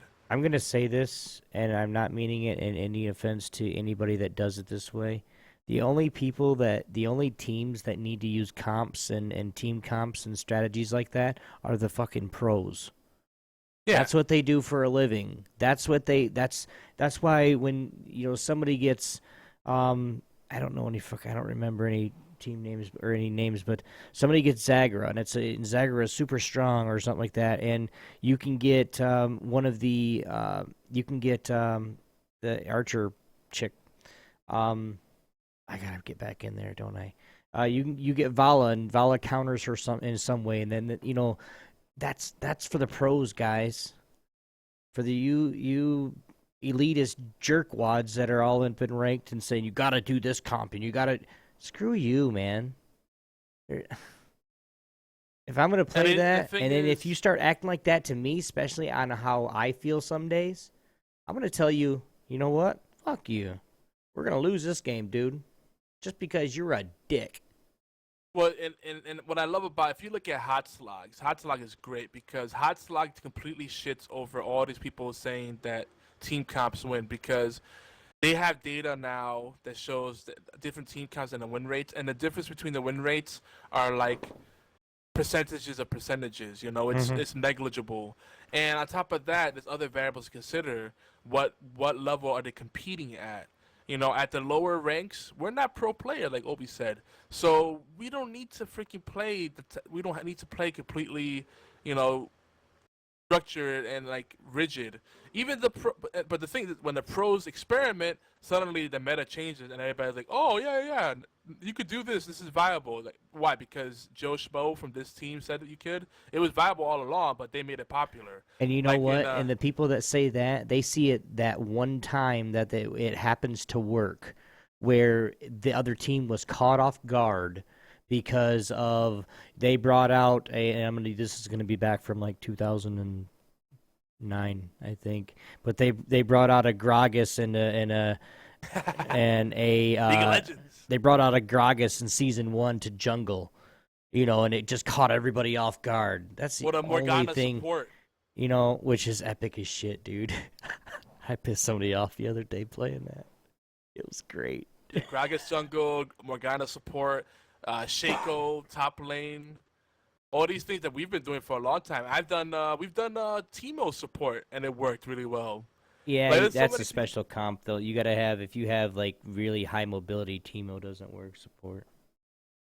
You know, but it all comes down to like I think first and foremost, have fun with the fucking games. That's the thing. Yeah. And that's the thing with Smite. You might run into people, and we have some friends like that, like Lane that we just mentioned, that like they kind of suck the fun out of it. It's like I'm just playing to chill right now. I ain't really trying to. I'm not in a try hard mood. You know, it's not like we're gonna throw the match, but at the same time, we're not gonna be like, man, if your time is a little off, you should have attacked a split second sooner, and I would have used this item over that item because it gives you 1 DPS more, and it also gives you a 0.02% cooldown reduction, which would have made all the difference. You would have attacked faster. It's like, wow, dude, you're way overthinking this. Like, let's just fucking play the game. How about that? Here's a trivia question for you, Yogi. Who's the top bruiser being played right now? What game? Hots. 3 seconds. I know Diablo's finally come up. Wrong. Diablo's not a bruiser. He's a tank. But Sonya. Listen to this, guys. Oh, Sonya has been Sonya, played 33,000 times. The nearest one under her is Artanis at 15,000. Dude, didn't Sonya I say for is- the longest? Didn't I say for the longest that Sonya was gonna come up in the meta? Well, they just buffed her, though, so... Yeah, She anyway. was good before then. Like the thing But is, you guys can check that out for those that are live here. You guys can actually check that. I put that in www.hotslog.com, and you just go check it out, guys. You can get your logs for yourself. See how many you've played. You can get your numbers for the last 7 days. So go check that out, guys. now what's nice about the warrior class in Heroes of the Storm is that a lot of them can be played as a tank or a bruiser. But now they finally made a distinction where this is clearly a bruiser and this was clearly a tank. Well, and he's actually number 3 on the list for tanks. It's Mirrodin, Johanna, and my Johanna, you know what I'm saying? Diablo and ETC. I mean, Stitches is even at 25,000 uses or games played. So, Yeah. and Mirrodin is top at 56,000. Yeah, the thing about HOTS that I like better, and HOTS would be my choice, though I really love Smite. I love the company behind Smite. They're very supportive of our network. They constantly give us codes, usually for PC, sadly, not Xbox One. We're going to work on that. We need to write some reviews and stuff and do some more gameplay videos. But, and also Georgia-based. Mm-hmm. So I really like Smite as a game. The community and the direction of the meta and the esports thing. I just like Heroes of the Storm better because it's more team focused.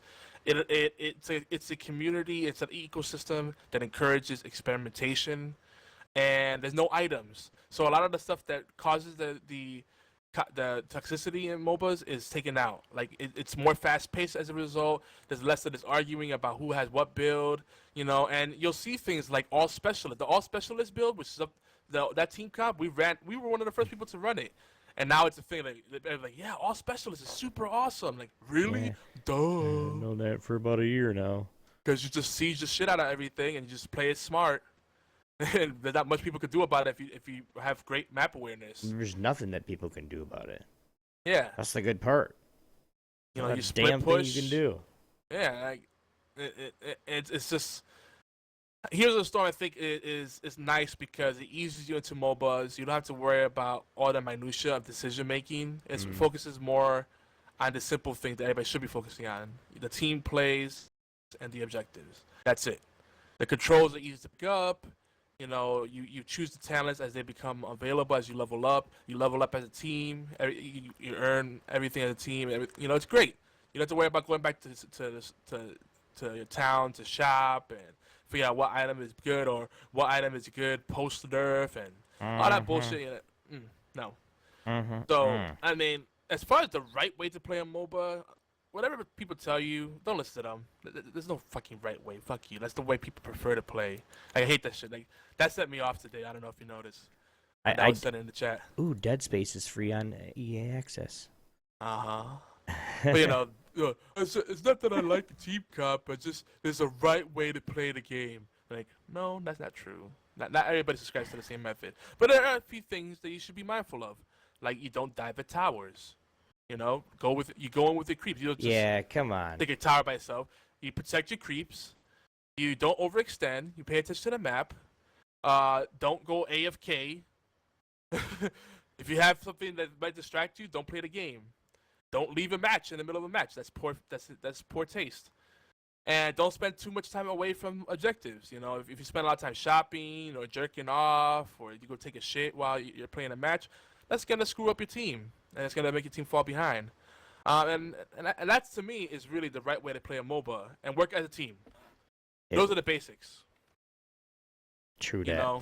You work together, you see what other teammates are doing, and try to coordinate with them. Don't just say, oh, this guy looks like a piece of candy. Let me go kill chase him, which is what most players do in pubs. Anywho, quick 2X, and then we're going to go into our division talk. Unless you have anything else to add to the MOBA discussion. I think next week we should probably go deep on the MOBAs, Obi. We'll play some Heroes of the Storm and Smite, and if we get a good amount of games in. All right. Well, if we're gonna have to get somebody else in here too, then all right. We need a third co-host for next week, guys. So whoever wants to do it, you're free to come. Not War Kid. He's too much of a wet towel. I love the guy, but he's a wet towel. And his perspective, if we had War Kid on, it'd become an argument fest. I can see it happening already. Either you or me will blow up. And me blowing up, something went bad. Maybe I want to see that for once. No. Because you saw it already in the Xbox Live chat. I need to take him down a few notches. Because I stood up for you because he kept fucking shitting on your players. I'm like, he's playing fine. He's fucking tired. Leave him alone. Like he's just, every play he was like providing critiques, unsolicited advice. I'm sorry. I muted him, so I don't even know what he was saying about me. I'm sorry. How soon did you mute him? Oh my god. Like 5 minutes after hearing him talk first time. What did he say? I don't know. I don't remember. I don't care. It's not something that I worry about.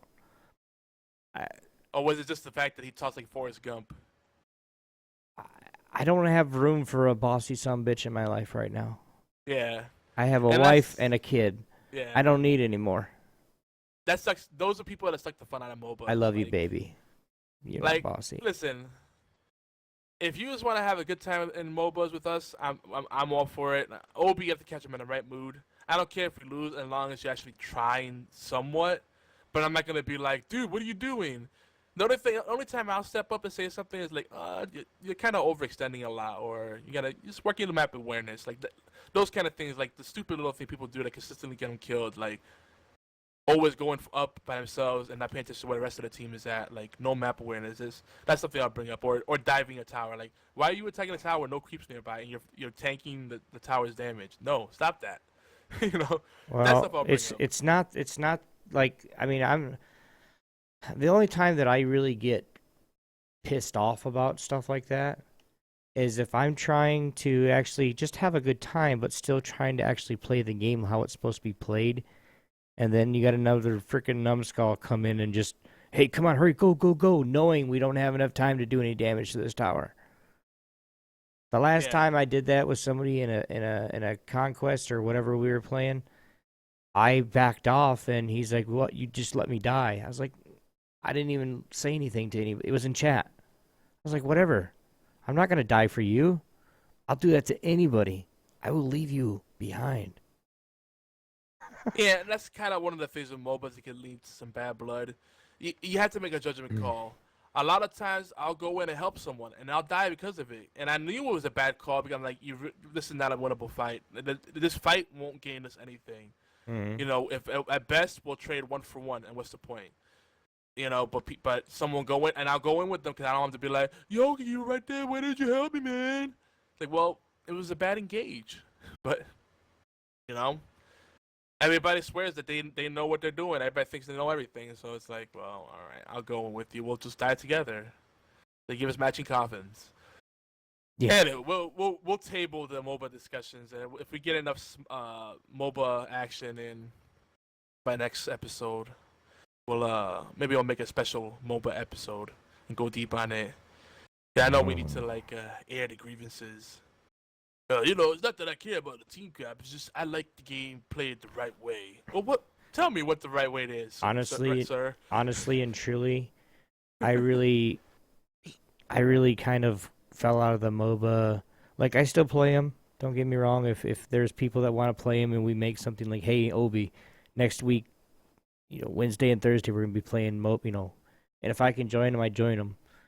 But like, since Dawngate went down, I was I really enjoyed that game. Yeah. And because it was just made so well, and Fuck you. It was just when that went down, I was like, I really don't want to play MOBAs. I want to get it. I'm more into the shooters now. Like I play, like with Xbox, I play sports games, dude. Yeah. If I can play Madden and all that, I will play the shit out of it. And, hockey, and if I have all my sports games, I'm not gonna ever run out of anything to play. I can play all of them in one night. See, me, I'm the opposite. I love MOBAs. I just don't like playing with randoms. I rather if I have at least one other person to go with me, then it's cool. But complete like pickup groups, just doing pugs, fuck that. Nope, that's just AIDS. Heroes of the Storm isn't as bad, but still, I like having that one person at least that I communicate with, in real time. It changes the experience completely. But, right. The problem is with a lot of these games is that you have a lot of these bullshit clickbait websites that come out with generic builds. They don't really offer any real insights. It's like, this is the way you have to build this character. And everybody says, oh, that's the only way to build that character. If you do anything other than that, it's not the best builds. Like, and if Heroes of the Storm especially, your builds are really about your personal playstyle, and also adapting to what the current scenario requires. There shouldn't be like there's always maybe a go-to build when you can't make a decision, but it's not like this is the one build. Like they're by design, they're working constantly to get rid of auto pick situation. When they see a situation where there's one talent that's being picked 80% of the time, or even 60% of the time, they're like, no, that needs to be changed because we need to make the other talents on that tier more attractive so people will consider them at least. And that's what they do. But anyway, we'll move on and we'll come back to the MOBA stuff. Maybe we always do. So 2X, some quick questions to get your thought juices flowing. First question is, at what point does rebuying a console, even if it's upgraded, become unappealing? I'm going to answer this. This is for you, the audience. Kind of think about and let us know what you think. The other question is, do microtransactions that fast-track players devalue or imbalance a game? Are they just inherently bad? Are microtransactions inherently bad? What if the microtransactions are only for PvE content, not PvP content? What are your thoughts? You guys know where to leave us a text and voicemail messages. If you don't, in case you forgot, 646-801-2149. Again, 646-801-2149. But Obi, let's jump right into it as we start to wrap this show. We got a good amount of time to talk about this. This is our feature discussion on the division with the division. Yes, it's a division week 3 report. Because it's still a division. There's still people that are playing this game. Even the people that love it. The theme of this week, Obi, is, well, I'm at the end game now. There's nothing to do. It's like, well, are you playing this game? I just got into a debate with Chris from Gaming Death Podcast. They came back after a long hiatus, by the way. Season 2 of the show, though technically it's season 3 because they've had over 150 episodes. But anyway, who's counting? And we got to a long discussion about it. Like, I'm like, there's tons of stuff to do, but it depends what you like. His argument is that if you want, really, end game is all about farming Dark Zone for the best items. That's where the best items are. And I'm like, that's not true. And I said, that's what the developer said. And no, I know where people are getting this from. Some of the best items, there's certain things you can only get in the Dark Zone, but you can farm the challenging missions. And a lot of the missions you can play as challenging, even though the daily says hard. And so that means up to 3 challenging missions a day. They reset at 8 p.m. Eastern. You might do 6 in a day. It could work out that way. That's 6 opportunities to get high-end, yellow items.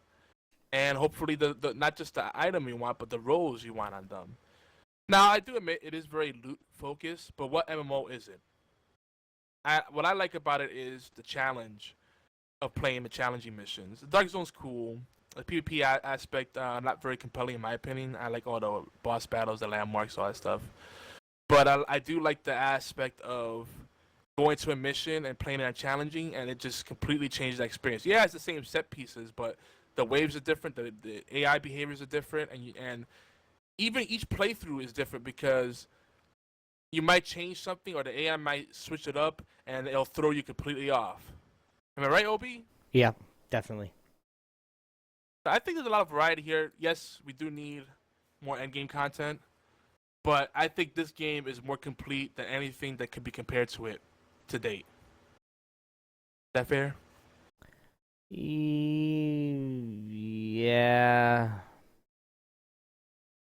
Yeah. I don't really. I got my head spinning right now. I got so many things I'm trying to think about at once, and it's driving me crazy. Well, let's say talk that again. about. Say that one more time. Well, we're talking about the end game content. Mm-hmm. If there's enough to do there, and I was saying that I think this is a complete product, and we're getting 2 free, essentially DLCs or expansions. In fact, the first update, Obi, is coming on April 12th.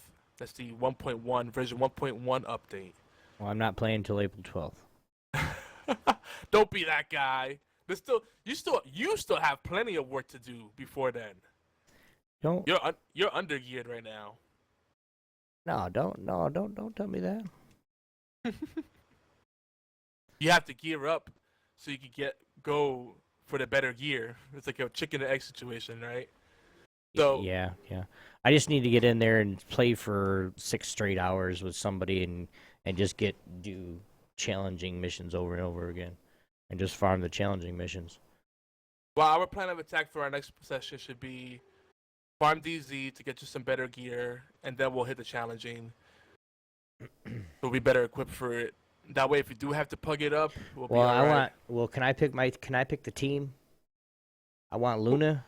I want you, me, and Nick's fine. He's pretty strong in there right now.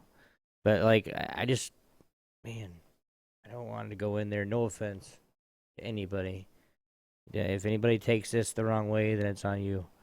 I want to go in there with 2-3 other people that are actually decently geared, so then I can concentrate on what I want to do, what kind of damage I want to do. Like I've got the numbers to where now I just need to get in my positioning right to where I can snipe these guys or not even snipe them anymore. Like I have 2, an SMG now, which now I'm a little bit more close range. So I don't know. I'm liking it. I'm liking the close range anyway. But as far as the the end game content, I don't think they have enough. I really don't.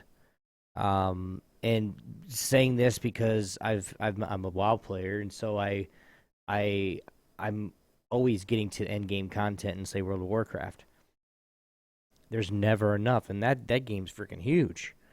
I don't think any game has ever had the full and do they have good end game content? Is it worth getting there?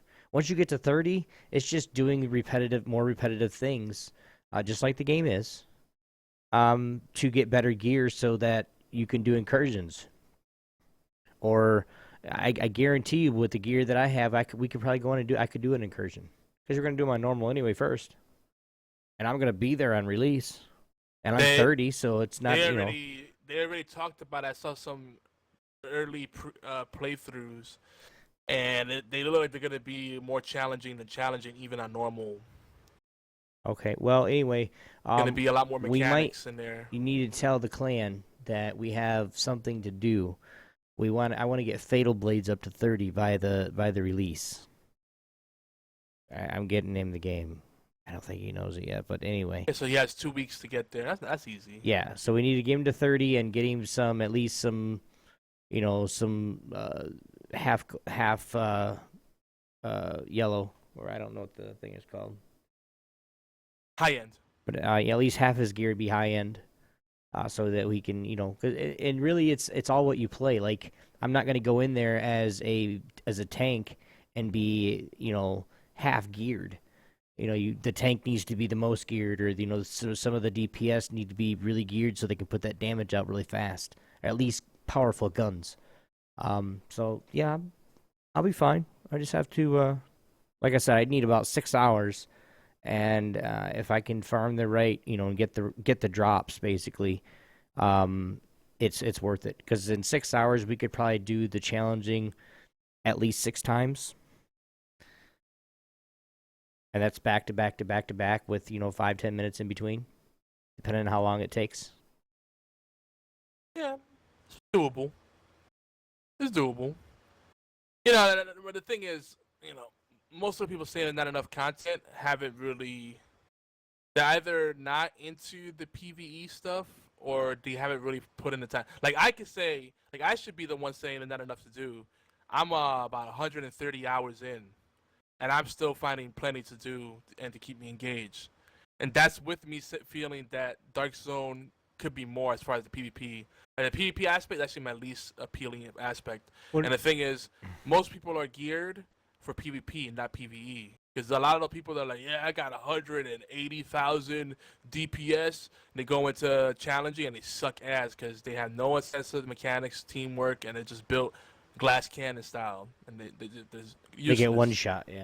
Yeah, and they said with the incursions coming up and all the other content coming up, that if you're a glass cannon, the developer said, look, we want people to know that being able to put out that kind of damage doesn't mean anything if you don't have the opportunity to get it out there. So I love that. So people actually start min-maxing and start playing more balanced and trying different things, not just going all in on DPS. That's stupid. You're useless to your team when you do that. Yeah, if 4 people focus you on the Dark Zone, you're dead. Oh yeah, you got 200 DPS, whatever. You're dead. Thanks for the contribution. Yeah.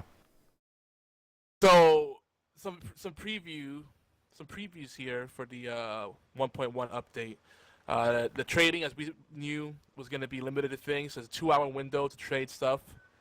You can drop the stuff on the ground and people can pick it up.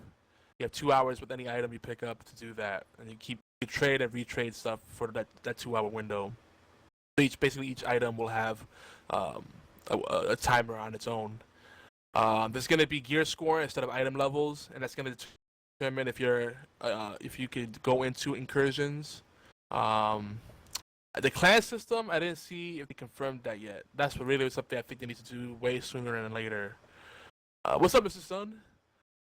They did say, and I quote, well, I'm paraphrasing, but I'm pretty sure this is something to the effect of every playthrough will be different in the incursions and the other PvE content coming, so I'm excited about that. They're going to have named unique item sets that fit various roles. One of them is the Path of the Nomad, which is optimized for the Dark Zone. They have one that's meant for people that are electronics support heavy. They have one that's for snipers, and they have another one that's for just standard DPS builds. And there's some other stuff in there too. And in the Dark Zone, they're adding more content in there, random encounters that will be actually timed encounters, not random. There'll be more random encounters, but it's gonna be timed encounters, so people are gonna probably end up camping those, and they're gonna have special drops. So it's gonna be something where people are gonna be fighting over those areas. It's gonna be one of those things where who's gonna pull the trigger first and go rogue. So that's gonna be interesting. Well, we had a couple of those scenarios the other day, didn't we? Well, yeah, because that's what ends up happening in the extraction zones. Yeah. You know, there's always this tension. But now they're saying with these special drops, they will not be contaminated somehow. They'll automatically extract on the spot. I don't know how that'll work. I'm thinking of a few ways it could work. But, dude, that can you imagine that? Like, the shit show that's gonna be like having 16 players camping out a spot. Like, all right, I'm not gonna attack him first, but if he picks up something good, I'm gonna shoot him. Like, it's gonna be crazy. Yeah, that's the whole part of it. Like, that's like I said before, dude. Because only one group will get the spoils of the war, and then they have to wait for the timer to run out for the respawn. Yeah, but that's what, like I said before. All right. If they would come up with something to where there's a PvP area to where, you know, you can only get certain gear in this area, right? And you make it to where, you know, you can gear up enough to where everybody can be on the same playing field when they go in there to get it. Now, if somebody else has a piece of that gear that, you know, it's basically an instance, basically. If somebody else has that piece of gear, they can already use it, of course, but they can only use it in there, in PvP. That's how it would be classified as PvP gear, right? Yeah. So it's automatically on them when they go into it. Any PvP gear that they have would automatically be put on them, right? So, I mean, there's ways to do it, and that's what they need to do because of, I mean, no offense, and I like a good fight just like anybody else, but sometimes I just want to get some gear and just get some gear. Yeah. Well, that's where. That's why I like going. That's why I like going in there at 7 o'clock in the morning, dude. Because nobody's there. Dude, I know. Well, we the other day me and Luna anchored a instance we had, and we dominated that instance. There was no one in there, so we just stayed there. And I took a bunch of breaks. I got off for like 20 minutes, half hour, but we held down that instance and kept coming back to it because it was empty, and we just farmed all day, and it was great. Like, I like the DZ like that. The PvP stuff, I like it. It's just that it's kind of bullshit right now because you have to build for PvP, and there's no loadouts, so it's a pain in the butt because you have to switch your gear out, your abilities out, and it's kind of a pain in the ass. But then there's PvE stuff in there. So, like, you're building for for optimal PvE, which is a whole different build than if you want to be optimal for PvP. And you basically have to decide, like, well, do I want to be vulnerable to the NPCs or vulnerable to the players? Because there's a whole different playstyle when you fight other players. You know, like, you have to run first aid against players because you need that old shit button. You know, when your med kit's on cooldown and you need that to be able to get out of that last bit of DPS or get the hell out. Need that because if you're down, they're gonna take you out. You're not gonna just go down. They're gonna kill you, and then you won't be able to revive. That's it. You derank and you lose your shit. So it's high risk, high reward, and a lot of people saying, well, DZ sucks, but you know, if you get that empty server, like, I like it. It's great because the landmarks are fun. I like fighting the world bosses. They respawn fast enough. I like exploring that whole area. The random encounters are exciting. Yeah, when you have a scavenging set on, my scavenging is at around 150% right now. I have it almost maxed out. So I get random gold. Sometimes I get yellows out of random bullshit mobs. You know, trash mobs drop it sometimes, like not even named mobs. So it's really well worth it, and we need to work on getting our rank up to 50 plus on DZ so we can start getting those high-end blueprints. Because that's the event, and nothing else, and not just for the drops, but those blueprints. Because then you can keep crafting stuff. You can just farm materials, and that's easy enough to farm in the regular world and the DZ. You can just craft stuff and keep crafting the item until you get the roles that you like that fit your playstyle. and that's exciting. Like the crafting itself adds enough of a layer of depth in there, and like from the people that keep saying it, not enough to do end game. I bet you, and I know a bunch of them for a fact have not even touched crafting. They're going strictly off of farming and hoping to get loot drops. Right. You need to do the crafting. If you get into the crafting, it changes the game completely. Because then it's not just do I have the best gear, but really everyone ideally should have 2 or 3 sets of gear per character, so you can swap out on the fly. And it's an easy way to respec without having to go through the headaches of what respecing usually means. You just put on other gear. That's it. Done. You know. Obi's like, that's too much work. Yeah. But I tell you what, if we could get into we'll do a bunch of, we'll make our focus, and I have to do the challenging. But actually, we should do the DZ first. Part of the DZ a few times. Hopefully, we'll get lucky and get a nice instance where not a bunch of dicks just randomly aggroing for no reason. Because people are now, it's so ridiculous that people are attacking you even when you don't have gear on you. They're just killing you because they can. It's stupid. They need to have a PvP area to let people scratch that itch. I mean, Dark Zone will still have PvP clearly. But for people that just want to test out their fighting skills and climb up a ladder, go through a training scenario, whatever, they can have that other area. Like, because DZ is just bullshit sometimes. You either it's hit or miss. You either get people that are just farming and don't want to be bothered, or you get people that are like, I'm gonna shoot everything that walks. And that's stupid. Because I understand if you attack someone, you see someone they have a little pack on them, and you see they've been farming for a while. You're like, I think they just picked up some really good gear. I'm gonna go for it. You know, and of course, clear it with your team. Don't be that dick that kills someone and gets everybody rogue. You know, if you do that at my group, you aggro someone without the whole team saying yes, go for it. I will drop your group and not group with you in DZ again. I'm letting you know right now, Chris. No, this is because he was like, it's no big deal. If you lose a little bit of your rank and and your loot and the DZ keys, and you get those back easily.